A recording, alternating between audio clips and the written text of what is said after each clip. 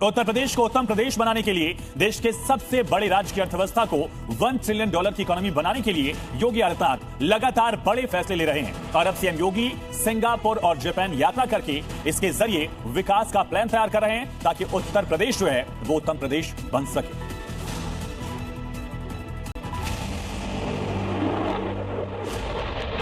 यह आत्मनिर्भर उत्तर प्रदेश की एक नई ताकत बनी है और आत्मनिर्भर भारत में अपना योगदान दे रहा है। लोगों की धारणा उत्तर प्रदेश के बारे में बदली। हर व्यक्ति किसी भी फील्ड का हो आज उस बात को मानता है कि हाँ, उत्तर प्रदेश में परिवर्तन हुआ है। हिंदुत्व के फायर ब्रांड नेता की छवि के साथ जब सिंगापुर में मुख्यमंत्री योगी आदित्यनाथ का प्लेन लैंड करेगा तो यह अवसर अनोखा होगा। योगी आदित्यनाथ की आंखों के सामने एक चमचमाती दुनिया होगी जहाँ विकास का पैमाना ऊंचाइयां नाप रहा है।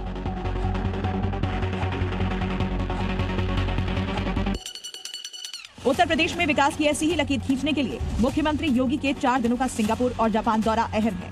सनातन और भगवा का झंडा बुलंद करने के बाद योगी के सामने चैलेंज है यूपी को देश के विकास का ग्रोथ इंजन बनाने का। आज उत्तर प्रदेश आईटी, सेमीकंडक्टर या इलेक्ट्रॉनिक्स मैन्युफैक्चरिंग का एक ग्लोबल हब बन रहा है।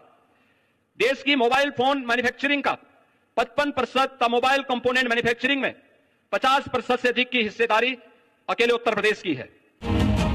सीएम योगी के उत्तर प्रदेश की प्रगति के अखंड प्रण को सिंगापुर और जापान मजबूती देंगे। इसके लिए योगी का रोड मैप तैयार है।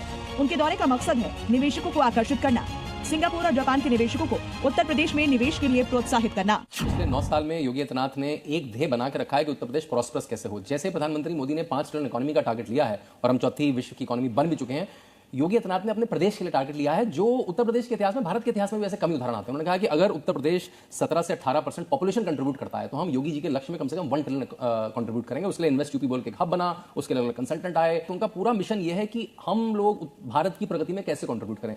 ये निवेश ढेर सारे रोजगार और नौकरी को लेकर के भी आया है, साथ साथ विकास की एक नई बहार भी लेकर के आया है। विकास की प्रक्रिया के साथ जुड़ करके हम उत्तर प्रदेश के विकास को देश के अग्रणी राज्यों की श्रेणी में लाने के लिए प्रतिबद्ध दिखाई देते हैं। यह उद्योग उसका एक प्रतीक के रूप में हम सबके सामने है। ये उस नेता का इरादा है जिसने करीब 9 साल के शासन में उत्तर प्रदेश की तस्वीर बदली है। आज उत्तर प्रदेश देश के उन राज्यों में शुमार है जहां चौतरफा विकास हो रहा है।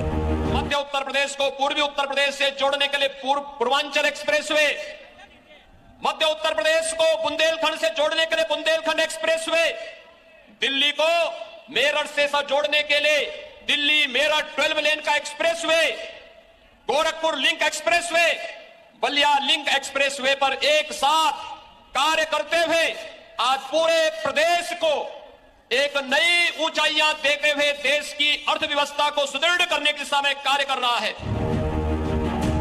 योगी सरकार का लक्ष्य 2027 से 2030 तक उत्तर प्रदेश को $1 ट्रिलियन की अर्थव्यवस्था बनाना है। इस कड़ी में सिंगापुर और जापान के बड़े निवेशकों को यूपी में निवेश के लिए आमंत्रित करना जरूरी है। इस काम के लिए खुद मुख्यमंत्री योगी आदित्यनाथ ने मोर्चा संभाला है। 1 ट्रिलियन इकोनॉमिक जो एम हम बना रहे हैं और जिसको लेके योगी जी बढ़ रहे हैं, बेसिकली उनके नेतृत्व में जो बड़ा उद्देश्य रखा गया है वो तब पूरा हो पाएगा जब योगी जी ऐसे तमाम देशों में विजिट करें, ऐसे तमाम देशों में जाएं और जाकर वहां पे देखने की कोशिश करें कैसे वहां पे किस नीतियों का अनुसरण किया गया है जिसको लेकर वो आगे बढ़ सके। अगर ऐसा करेंगे तो निश्चित रूप से वो सफलता की तरफ आगे बढ़ पाएंगे और 1 ट्रिलियन इकोनॉमिक जो एम है, जो उद्देश्य है, उसको पूरा कर पाएंगे। दौरे से पहले निवेशकों को आकर्षित करने का योगी प्लान तैयार है। ग्रेटर नोएडा में जापान सिटी और सिंगापुर सिटी बनाने की योजना पर काम जारी है।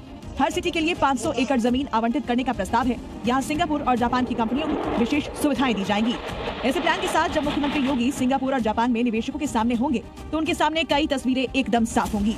भारत दुनिया में सबसे तेजी से उभरती अर्थव्यवस्था है जिसके सफर का रास्ता यूपी के गलियारों से गुजरता है। पिछले साल ही योगी आदित्यनाथ ने प्रदेश में निवेश और रोजगार को बढ़ावा देने के लिए बिजनेस महाकुंभ लगाया था जिसमें 40 देशों के 600 प्रतिनिधि यूपी के नए विजन के गवाह बने थे। यूपी विकास के अपने इसी विजन को आगे बढ़ाने के लिए उत्तर प्रदेश के मुख्यमंत्री योगी आदित्यनाथ 22 फरवरी से जापान और सिंगापुर के दौरे पर रहेंगे। इस दौरान न सिर्फ दुनिया को वो उत्तर प्रदेश की विकास गाथा से अवगत कराएंगे बल्कि बड़ी बड़ी कंपनियों को निवेश के लिए यूपी में आमंत्रित करेंगे ताकि उत्तर प्रदेश को एक नई दिशा दी जा सके। योगी आदित्यनाथ 22 फरवरी से सिंगापुर और जापान के दौरे पर हैं। 22 फरवरी को मुख्यमंत्री सिंगापुर के लिए रवाना होंगे। 23 और 24 फरवरी को सिंगापुर में रहेंगे। फिर 25 और 26 फरवरी को जापान दौरे पर जाएंगे। ये उस मुख्यमंत्री की विदेश यात्रा है जिन्होंने अपने 9 साल के कार्यकाल में अब तक सिर्फ एक विदेश यात्रा की है। 2017 में पहली बार बतौर मुख्यमंत्री योगी आदित्यनाथ म्यांमार गए थे। 2026 में यानी 9 साल बाद सिंगापुर और जापान की यात्रा उनकी दूसरी विदेश यात्रा है। वो अपने दौरे में इन्वेस्ट यूपी के अधिकारियों के प्रतिनिधिमंडल का नेतृत्व करेंगे, इसलिए हर तरफ उनके दौरे को लेकर चर्चा है। लेकिन साथ साथ एक चर्चा उनके भगवा ड्रेस को लेकर भी हो रही है। भगवा जिस सीएम की पहचान है, वो सीएम जो हमेशा भगवा पहनावे में नजर आते हैं, वो सीएम जो विदेश यात्रा भगवा कपड़ों में करते हैं। देश में होने वाले सामाजिक और सार्वजनिक कार्यक्रमों में सीएम योगी आदित्यनाथ हमेशा भगवा कपड़े पहने नजर आते हैं। अब राजनीतिक विश्लेषकों का इस पर यह कहना है कि ये उनके हिंदुत्व मॉडल वाली वैचारिक परंपरा का हिस्सा है। योगी आदित्यनाथ सिंगापुर और जापान में भी अपने परंपरागत पहनावे में नजर आने वाले हैं। मीडिया रिपोर्ट्स है कि इस दौरे की खास तैयारी है। सीएम योगी के जापान सिंगापुर दौरे के लिए खास तरह के जूते तैयार किए गए हैं, जिसे दौरे के दौरान योगी आदित्यनाथ पहनेंगे। आमतौर पर योगी आदित्यनाथ सैंडल पहनते हैं, लेकिन ऐसा कहा जा रहा है कि इस विदेश दौरे में वो जूते पहन सकते हैं। इसे अंतर्राष्ट्रीय प्रोटोकॉल और मौसम दोनों से जोड़कर देखा जा रहा है। अपने इसी पहनावे के साथ अपने दौरे के पहले चरण में योगी आदित्यनाथ सिंगापुर के निवेशकों के सामने होंगे। उनका खास फोकस उत्तर प्रदेश में स्मार्ट सिटी और urban development, water management, skill development, green energy, manufacturing, data centre और बुनियादी ढांचे के विकास पर होगा। 2 दिनों के सिंगापुर दौरे के दौरान मुख्यमंत्री योगी आदित्यनाथ प्रवासी भारतीयों से भी मुलाकात करेंगे। इसके बाद वो जापान के लिए रवाना होंगे। सीएम योगी की कोशिश है कि ग्रेटर नोएडा के पास जापान सिटी और सिंगापुर सिटी का निर्माण किया जाए। इस योजना को लेकर सीएम निवेशकों के सामने प्रस्ताव पेश करेंगे। प्रस्ताव में दिल्ली के पास ग्रेटर नोएडा के सेक्टर 5A और 7 में जापान और सिंगापुर के औद्योगिक शहरों के विकास के लिए 500 एकड़ भूमि आवंटित करना शामिल है।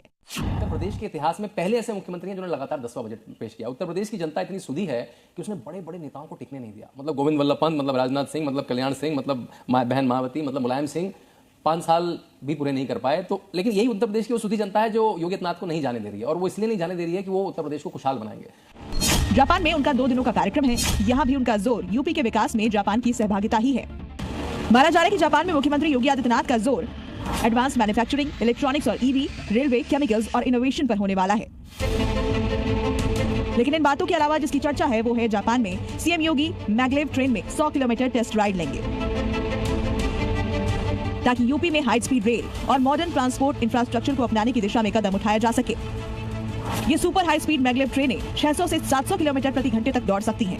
ट्रेन पटरियों को छुए बिना चुंबकीय तकनीक से हवा में तैरती हैं। घर्षण खत्म होने से रफ्तार, स्थिरता और आराम तीनों बढ़ जाते हैं। इन्हें लंबी दूरी की यात्रा के लिए विमान का विकल्प माना जा रहा है। ऐसे में मैग्लेव जैसी भविष्य की तकनीक का प्रत्यक्ष अनुभव, नीति निर्माण और भविष्य की योजना के लिए सीएम योगी आदित्यनाथ इसे उपयोगी मान रहे हैं। लेकिन ऐसा नहीं है कि हाई स्पीड ट्रेन के सफर के साथ सीएम योगी आदित्यनाथ अपने हिंदुत्व की छवि से समझौता करेंगे। अयोध्या हो या काशी, मथुरा हो या गोरखपुर, देश हो या विदेश, हर जगह योगी आदित्यनाथ का सनातन प्रेम हमेशा दिखेगा। ऐसी एक तस्वीर जापान में भी दिखने वाली है। जापान की राजधानी टोक्यो से 50 किलोमीटर दूर हनुमान जी का एक खास मंदिर है। ऐसा माना जा रहा है कि इस मंदिर में योगी आदित्यनाथ खास पूजा करेंगे। टोक्यो के हनुमान मंदिर की खासियत आपको बताएं। ये 5 एकड़ में फैला भारतीय प्रवासियों का प्रमुख धर्मस्थल है। यहाँ भगवान राम और हनुमान की संयुक्त पूजा होती है। ये भारतीयों के सामुदायिक और सांस्कृतिक गतिविधियों का प्रमुख केंद्र है और भारतीय और जापानी कल्चर का सुंदर तालमेल भी। इधर जापान में भी योगी हिंदुत्व और सनातन का झंडा बुलंद करेंगे, तो दूसरी तरफ सियासत भी अपनी रवायत पर रहेगी। समाजवादी पार्टी के मुखिया अखिलेश यादव ने इसे मनसुख पर्यटन करार दिया। उन्होंने सोशल मीडिया पर पोस्ट किया कि जापान जा रहे हैं तो क्योटो भी चले जाइएगा, जिससे ये पता चल सके कि प्रधान संसदीय क्षेत्र काशी क्योटो जैसा क्यों नहीं बन पाया या उसकी विरासत कैसे बिगड़ी। सुना है कि जापान जा रहे हैं। किसी इनके संगी साथी चापलूस को जापान जाना था। उसने कहीं ये कह दिया कि वनस्पति वहाँ बहुत अच्छी मिलती है। उसी वनस्पति के चक्कर में लगता है घूमने जा रहे हैं। वैसे अखिलेश यादव ने एक तीर से 2 निशाने लगाए, लेकिन उनका असली निशाना मुख्यमंत्री के विदेश दौरे को लेकर ही है। वैसे योगी आदित्यनाथ की अब तक के तेवरों से साफ है कि उसमें कोई बदलाव नहीं आने वाला। कुल मिलाकर मुख्यमंत्री योगी आदित्यनाथ का यह दौरा विकास और हिंदुत्व मॉडल को अंतर्राष्ट्रीय स्तर पर प्रमोट करने का मेलजोल है, जो आर्थिक फायदे के साथ सांस्कृतिक पहचान भी बरकरार रखने की कोशिश है, जो 2027 के यूपी विधानसभा चुनाव के लिए फायदेमंद हो